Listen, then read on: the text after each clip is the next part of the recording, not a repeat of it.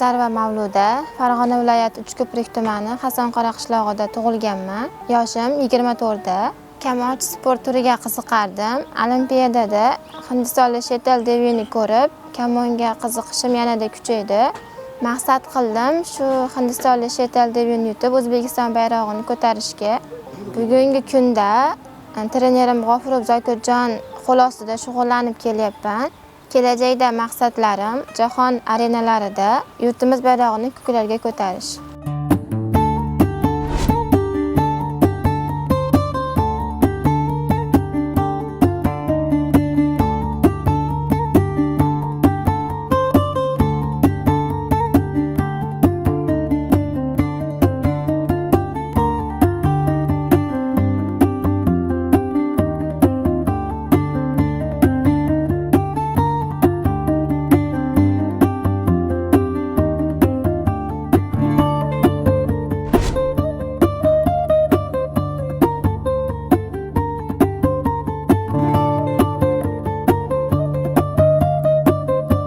Mashg'ulot jarayonlarida qiynalardik. Maxsus kamonimiz Hindistondan homiylar tomonidan olib kelinib, menga taqdim etildi.